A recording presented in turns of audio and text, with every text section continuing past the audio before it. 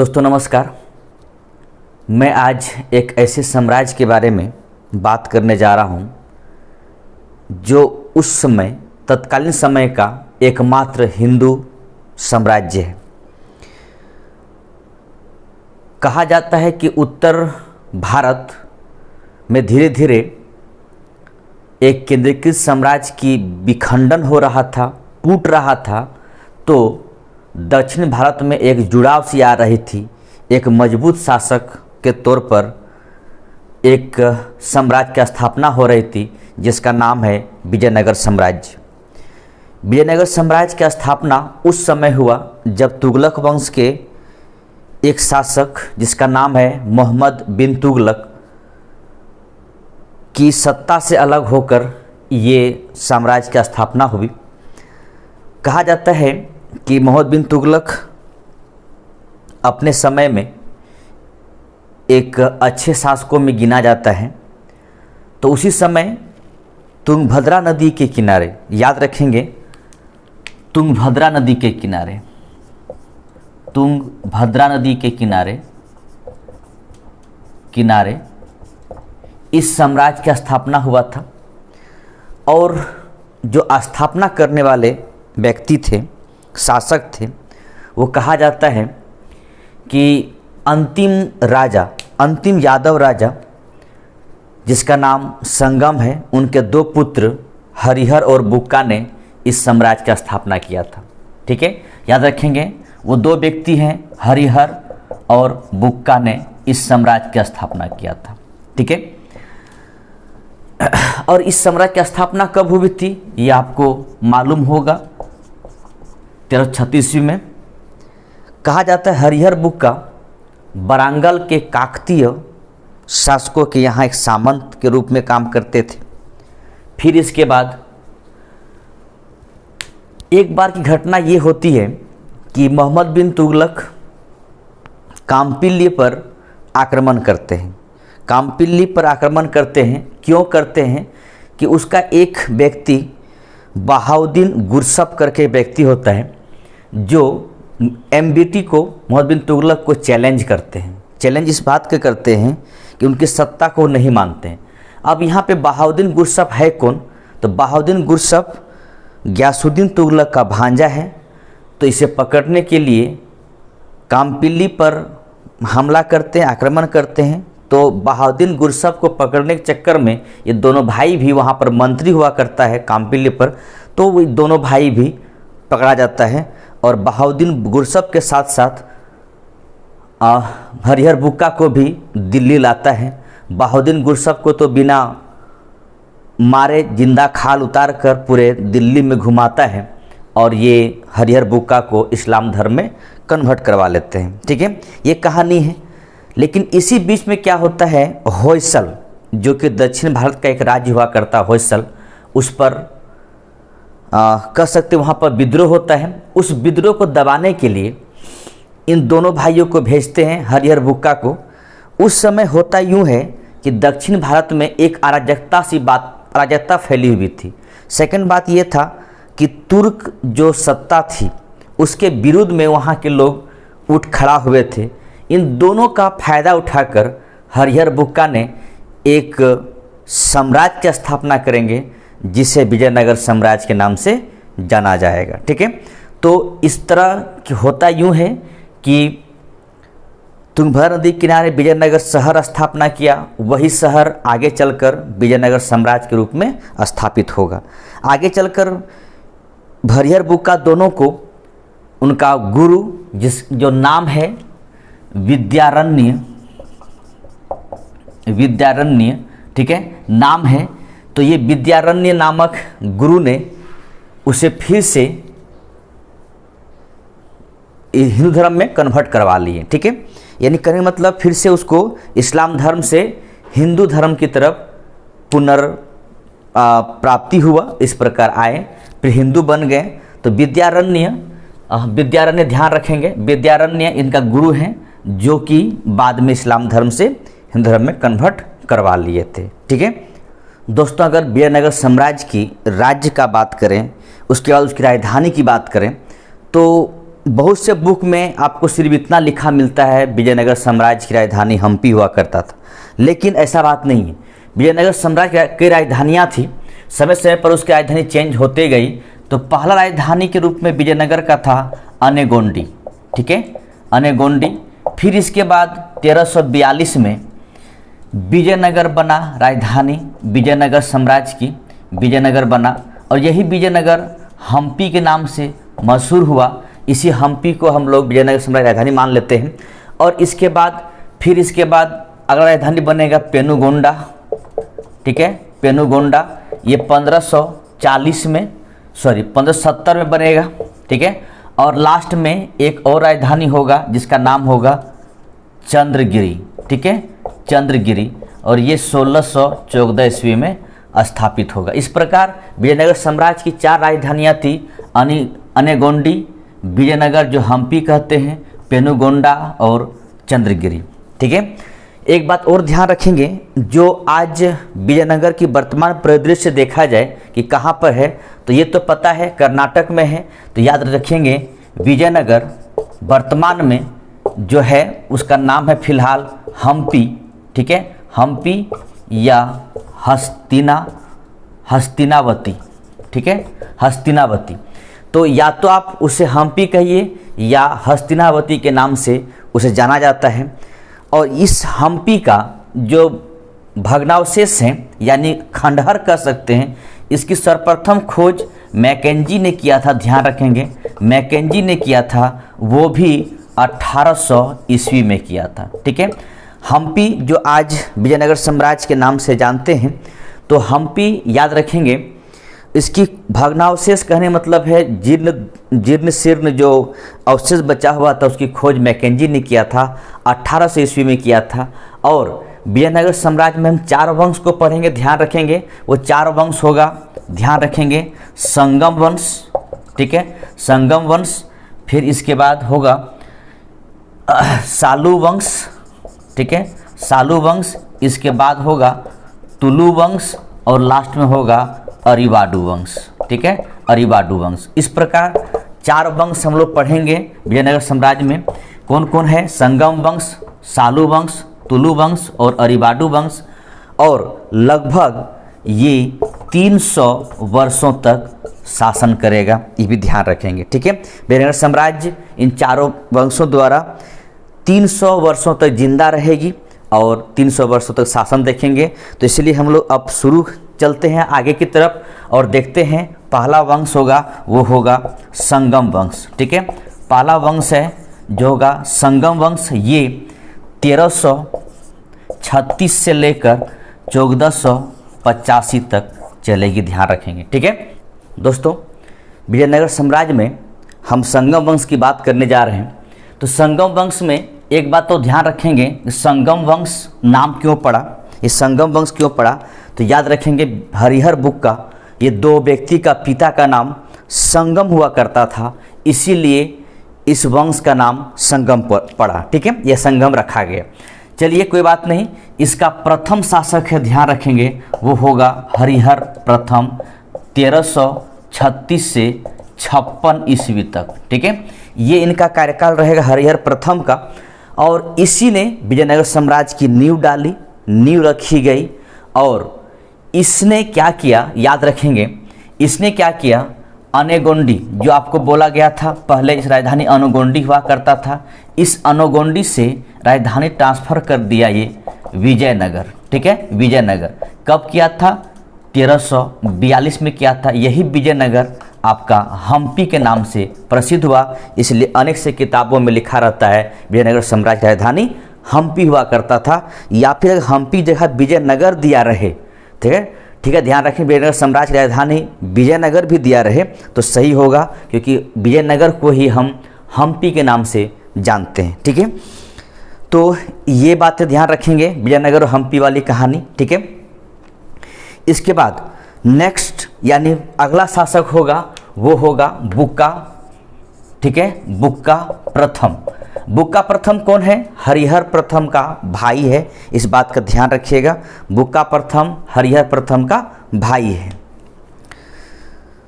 तो बुक्का प्रथम को एक उपाधि मिला था, या याद रखेंगे बुक्का प्रथम कहा जाता है तीनों समुद्रों का अधिपति। ध्यान रखेंगे बुक्का प्रथम कहा जाता है तीनों समुद्रों का अधिपति। ठीक है, अधिपति क्यों कहा जाता है आपको मैं बताता हूँ।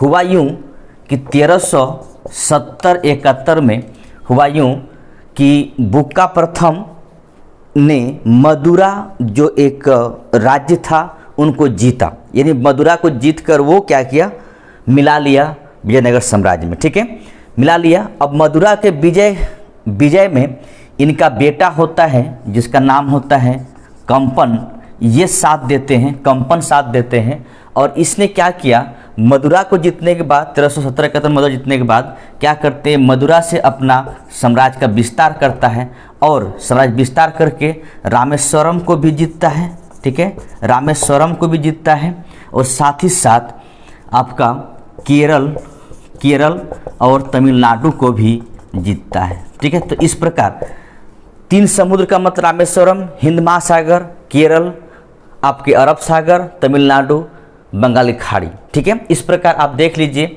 3 समुद्र को जीता, इसीलिए इसमें कहा जाता है तीनों समुद्रों का अधिपति कहा जाता है। ठीक है, यानी तीनों जगह 3 समुद्र से लगा हुआ है, इसीलिए इसको 3 समुद्रों का अधिपति कहा जाता है। ठीक है, अब इनके समय में, बुक्का प्रथम के समय में एक लंबे समय तक चलने वाला एक युद्ध शुरू होगा। और युद्ध किससे शुरू होगा, तो रायचूर के द्वाब के कारण। ठीक है, द्वाब के कारण। और ये रायचूर द्वाब है कहाँ, तो ध्यान रखिएगा रायचूर द्वाब है आपका कृष्णा प्लस तुंगभद्रा नदी के बीच में। देखिए द्वाब का मतलब होता है 2 नदियों का बीच का स्थान। ठीक है, तो रायचूर द्वाब के लिए एक युद्ध होगा, बहुत लंबे समय तक युद्ध चलेगा। कभी रायचूर द्वाब चल जाएंगे बहमनी के पास, ठीक है, बहमनी साम्राज्य के पास, कभी चल जाएंगे ये विजयनगर साम्राज्य के पास। ठीक है, विजयनगर साम्राज्य के पास। तो इस समय से शुरू होगा रायचूर द्वाब पर अधिकार करने के लिए। और इसी समय ध्यान रखेंगे 1356 में ही क्या होगा, बहमनी साम्राज्य का एक शासक जिसका नाम होगा अलाउद्दीन बहमन शाह। ठीक है, बहमनी साम्राज्य के एक शासक जिसका नाम होगा अलाउद्दीन बहमन शाह, इसने रायचूर द्वाब पर अपना जीत दर्ज किया। ध्यान रखेंगे 1356 ईस्वी में बुक्का प्रथम के समय में नाम होगा अलाउद्दीन बहमन शाह। ठीक है, इसने क्या किया, अलाउद्दीन बहमन शाह ने क्या किया कि रायचूर द्वाब के लिए युद्ध किया बुक्का प्रथम के साथ में। और रायचूर द्वाब को अलाउद्दीन बहमन शाह जो बहमनी साम्राज्य के शासक हैं, इसने इस द्वाब पर अपना अधिकार कर लिया। ठीक है, अलाउद्दीन बहमन शाह ने रायचूर द्वाब पर अपना अधिकार जमा लिया, अपना अधिकार कर लिया गया। तो अब कृष्णा नदी बहमनी साम्राज्य और विजयनगर साम्राज्य का सीमा रेखा बन गया। ठीक है दोस्तों, ध्यान रखेंगे कि जब रायचूर द्वाब पर बहमनी साम्राज्य का अधिकार हो गया, उस समय जब प्रथम बार युद्ध हो रहा था, उस समय अलाउद्दीन बहमन शाह शासक हुआ करता था। तो जब इस रायचूर द्वाब पर अधिकार बहमनी साम्राज्य का हो गया, तो अब बहमनी साम्राज्य और विजयनगर साम्राज्य के बीच में सीमा रेखा बना कृष्णा नदी। ध्यान रखेंगे, सीमा रेखा बना कृष्णा नदी, और कृष्णा के उत्तर में बहमनी साम्राज्य और दक्षिण में आपका हो जाएगा विजयनगर साम्राज्य। ठीक है, तो कृष्णा नदी बन गया इनका सीमा रेखा। ध्यान रखेंगे आगे की बात और ध्यान रखिएगा, बुक्का प्रथम को ध्यान रखेंगे, बुक्का प्रथम को एक उपाधि मिला था या उपाधि ग्रहण किए थे। वो उपाधि है वेद मार्ग प्रतिष्ठापक। ठीक है, तो बुक्का प्रथम को एक उपाधि लिए थे, ग्रहण किए थे, वो है वेद मार्ग प्रतिष्ठापक। ठीक है, इतनी बातें बुक्का प्रथम से याद रखेंगे। अगला शासक है, नेक्स्ट शासक है हरिहर द्वितीय। ठीक है, नेक्स्ट शासक है हरिहर द्वितीय। ये है 1370 से 1404 तक। ठीक है, याद रखेंगे इसने उपाधि लिया था महाराजा धीराज, महाराजा धीराज। ठीक है, उपाधि ग्रहण किए थे। ये व्यक्ति शिव के उपासक थे, शिव के, ध्यान रखेंगे शिव में क्या, विरूपाक्ष रूप का उपासक थे। ठीक है, इसके समय में ध्यान रखेंगे सायन इनका प्रधानमंत्री था। सायन कौन है तो याद रखेंगे ऐत्रेय ब्राह्मण का टीकाकार सायन है। ठीक है, और एक बात और ध्यान रखेंगे, इसके समय में एक लेखक है जिसका नाम है इरुग्पा नाम है इस लेखक का, और ये इसने जो लिखा था, एक पुस्तक लिखा था ननार्थ, ध्यान रखेंगे ननार्थ रत्नमाला। ठीक है, रत्नमाला, ननार्थ रत्नमाला एक पुस्तक लिखा था इरुग्पा ने, और इसे सेनापति बनाया था।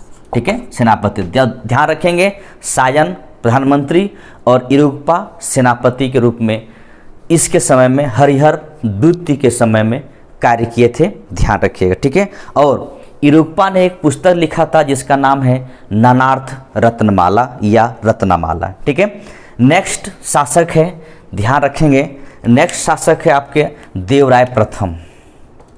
ठीक है, नेक्स्ट शासक है देवराय प्रथम 1406 से 22 तक। ठीक है, अब यहाँ पर देखिए 4 में समाप्त हो रही है, यहाँ पर 6 है, इसका मतलब 2 शासक बीच में और आएंगे। 2 साल क्या हुआ तो 2 साल में 2 शासक आएगा। वो दोनों शासक का नाम इस प्रकार है, ध्यान रखेंगे वो 2 शासक इस प्रकार है, वो है विरूपाक्ष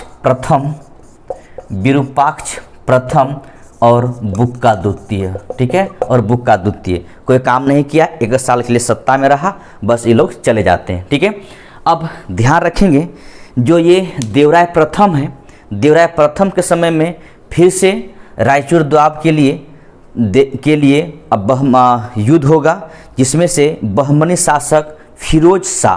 ठीक है, ध्यान रखेंगे इस समय रायचूर द्वाब के लिए फिर से युद्ध होगा। ठीक है, रायचूर द्वाब के लिए फिर से युद्ध होगा, तो रायचूर द्वाब के लिए जो फिर से युद्ध होगा, इस युद्ध में जो बहमनी साम्राज्य का शासक होगा उसका नाम होगा फिरोज। ठीक है, और फिरोज और देवराय प्रथम के बीच में युद्ध होगा, इसमें देवराय प्रथम की हार होगी, फिरोज का जीत होगा। फिरोज जीतने के बाद, फिरोज जब सत्ता जीत जाते हैं यानी रायचूर द्वाब को फिर से जीत जाते हैं, तो देवराय प्रथम से इस बात की चर्चा होती है कि आप मुझे 10 लाख खून देंगे, साथ ही साथ कुछ मोती और हाथी भी देंगे। इतना होने के बावजूद भी देवराय प्रथम ने क्या किया, अपनी बेटी का शादी फिरोज के साथ कर दिया जाता है। इस प्रकार फिरोज और देवराय प्रथम के बीच में जो रायचूर द्वाब के लिए युद्ध हुआ था उसे कहा जाता है सोनार की बेटी का युद्ध, सोनार की बेटी का युद्ध। ठीक है, तो याद रखेंगे देवराय प्रथम और फिरोज शाह के बीच में जो रायचूर द्वाब के लिए युद्ध हुआ था उसे एक नाम दिया जाता है, वो नाम है सोनार की बेटी का युद्ध। ठीक है, इसके बारे में मैं बहमनी साम्राज्य जो आपका वीडियो अब तक पहुंच चुका है, उस लेक्चर में भी मैं इसके बारे में चर्चा किया हूं, आप चाहे वहां पर भी इसके बारे में देख सकते हैं। दोस्तों, इसी देवराय प्रथम के समय में ही 1420 ईस्वी में इटली निवासी निकोलो कोंटी विजयनगर साम्राज्य की यात्रा करते हैं। ध्यान रखेंगे देवराय प्रथम के समय में ही निकोलो कोंटी नाम का एक इटली यात्री विजयनगर साम्राज्य की यात्रा करते हैं, भ्रमण करते हैं, और देवराय प्रथम ने ही तुंगभद्रा नदी पर और हरिद्रा नदी पर, दो नदी याद रखेंगे, एक नदी का नाम है हरिद्रा नदी, याद रखेंगे हरिद्रा नदी, और तुंगभद्रा नदी। ठीक है, तुंगभद्रा नदी, इन दोनों नदी के बीच में कह सकते हैं इन दो नदियों पर, बीच में नहीं कहना सही बात नहीं है, इन दो नदियों पर बांध बनाया था। बांध बनाने का मतलब है कि सिंचाई प्रबंध करने के लिए, ठीक है। तो तुंगभद्रा नदी पर और हरिद्रा नदी पर देवराय प्रथम ने बांध बनाया था। बांध बनाने का उद्देश्य था सिंचाई प्रबंध करने के लिए, ठीक है। अगला शासक है इसी का जो देवराय द्वितीय होगा, ठीक है। नेक्स्ट शासक है देवराय द्वितीय, ये होंगे 1425 से 1446 ईस्वी तक, ठीक है। और ये संगम वंश के महान शासकों में गिना जाता है। इसे देवराय द्वितीय के अलावा और नाम है, ध्यान रखेंगे, इमाडी देवराय या पुरोधा भी कहा जाता था इसे। और इसके बाद अभिलेखों में, ध्यान रखेंगे, अभिलेखों में इसे गज बटेकर भी कहा जाता था। ये अभिलेखों में क्यों कहता था? क्योंकि हाथी का शिकार करते थे बहुत ज़्यादा, इसीलिए गज बटेकर कहे गए। और साथ ही साथ ये खुद को इंद्र का अवतार मानते थे, ठीक है। तो इतनी बातें याद रखेंगे देवराय द्वितीय के बारे में कि इमाडी देवराय उपनाम, पुरोधा उपनाम, अभिलेखों में गज बटेकर और क्या अपने आप को इंद्र का अवतार मानते थे। दोस्तों ध्यान रखेंगे, देवराय द्वितीय अपने आप को इमाडी देवराय, पुरोधा, अभिलेखों में गज बटेकर और खुद को इंद्र का अवतार मानते थे, ठीक है। आगे हम चलते हैं इसके बारे में कि देखिए इसके समय में एक यात्री आए थे फारस का, ठीक है। फारस का यात्री है जिसका नाम है अब्दुल रज्जाक, ठीक है। अब्दुल रज्जाक नाम है, जो विजयनगर साम्राज्य की यात्रा किए थे और इनके बारे में अपने कुछ साझा किए थे बातों को। और एक बात और ध्यान रखेंगे, देवराय द्वितीय जो हैं वो जो व्यक्ति हैं ये साहित्य के संरक्षक हैं, ठीक है। साथ ही साथ संस्कृत के महान विद्वान हैं। ध्यान रखेंगे कि देवराय द्वितीय खुद साहित्य के संरक्षक हैं और संस्कृत के महान विद्वान हैं देवराय द्वितीय। संस्कृत में याद रखेंगे, संस्कृत में महानाटक लिखा जिसका नाम है सुधा निधि, ठीक है। सुधा निधि नाम है।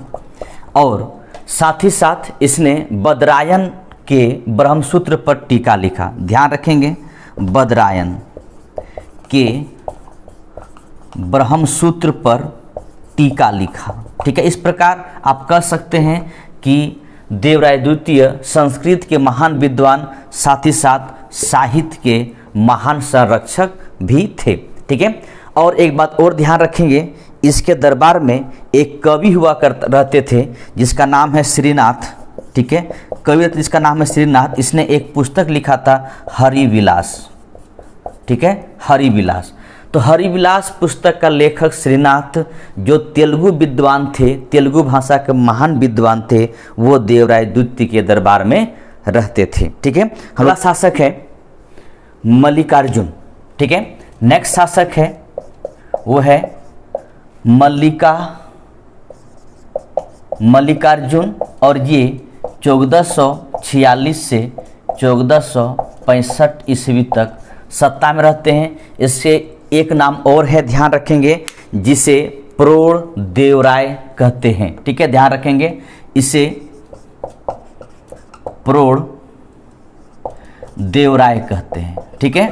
और इस वंश का अंतिम शासक जिसका नाम है विरूपाक्ष, ठीक है, विरूपाक्ष द्वितीय। और ये सत्ता संभालते हैं 1465 से 1485 ईस्वी तक। और ये विरूपाक्ष जो हैं, विरूपाक्ष द्वितीय जो हैं, वो संगम वंश का अंतिम शासक है। और इसकी हत्या कर देंगे, नाम याद रखिएगा, इसकी हत्या करेंगे सालू नरसिंह, ठीक है, सालू नरसिंह। और यही सालू नरसिंह अगला वंश स्थापित करेंगे जिसे हम सालू वंश के नाम से जानते हैं। ठीक है, अगला वंश स्थापित करेंगे जिसे हम सालू वंश के नाम से जानते हैं। दोस्तों हम लोग आगे बढ़ते हैं और नेक्स्ट वंश है विजयनगर साम्राज्य का, वो वंश है सालू वंश। ठीक है, सालू वंश कब से कब तक, तो ये होगा 1485 से 1505 तक। संस्थापक आपको पता है सालू नरसिंह। ठीक है, सालू नरसिंह कब से कब तक, 1485 से लेकर 1490 ईस्वी तक। सालू नरसिंह याद रखेंगे, इसे प्रथम वाला पहाड़ कहा गया। ठीक है, प्रथम वाला पहाड़ कहा गया। क्यों कहा गया, क्योंकि इसने एक शासक की हत्या किए थे। ठीक है, वो भी शासक कहीं न कहीं इसी वंश से इसी साम्राज्य से संबंध रखता है, तो इसे प्रथम वाला पहाड़ कहा जाता है। इसकी मृत्यु के बाद, ठीक है, इसकी मृत्यु के बाद इसका पुत्र जिसका नाम होगा इमाडी नरसिंह। ठीक है, और ये अल्पवयस्क होते हैं। इमाडी नरसिंह जो होता है अल्पवयस्क होते हैं, तो इसके संरक्षण के तौर पर 1490 से 1505 तक इसके संरक्षण पे तौर पे होते हैं नरसा नायक। ठीक है, संरक्षक के तौर पे होते हैं नरसा नायक, और ये नरसा नायक का पुत्र होता है, ध्यान रखेंगे, नरसा नायक का पुत्र होता है जिसका नाम है वीर नरसिंह। ठीक है, वीर नरसिंह, नरसा नायक का पुत्र होता है वीर नरसिंह। इस वीर नरसिंह ने क्या करेंगे, इस वीर नरसिंह ने इमाडी नरसिंह की हत्या कर देंगे। ठीक है, ध्यान रखेंगे, वीर नरसिंह ने क्या करेंगे, इमाडी नरसिंह की हत्या कर देंगे, और इमाडी नरसिंह की हत्या करने के बाद वीर नरसिंह एक नया वंश स्थापित करेंगे। ध्यान रखिएगा, वीर नरसिंह एक नया वंश स्थापित करेंगे जिसे कहा जाएगा तुलु वंश। ठीक है, तुलु वंश। इस प्रकार वीर नरसिंह को हम द्वितीय वाला पहाड़ भी कहा जाता है। ठीक है, ये द्वितीय वाला पहाड़ भी कहते हैं। और इस प्रकार वीर नरसिंह अगला वंश स्थापित करेंगे जिसे अगला वंश स्थापना करेंगे जिसका नाम होगा तुलु वंश। तो हम लोग नेक्स्ट वीडियो में तुलु वंश और अरिवाडू वंश को देखेंगे, और इसके बाद राजनीतिक विजयनगर साम्राज्य के बारे में, आर्थिक क्षेत्र और कुछ जो भी बाकी फैक्ट है उन सब के बारे में हम लोग चर्चा करेंगे, ये आपके नेक्स्ट वीडियो में। ठीक है, तो आज हम लोग यहीं तक रहते हैं। दोस्तों अगर वीडियो अच्छा लगता है तो ज़रूर कमेंट करेंगे। आप लोग वीडियो देखते हैं लेकिन लाइक नहीं करते हैं, कम से कम एक लाइक तो कीजिएगा। ठीक है, और अपने दोस्तों शेयर भी कीजिएगा। Thank you. जय हिंद, जय भारत।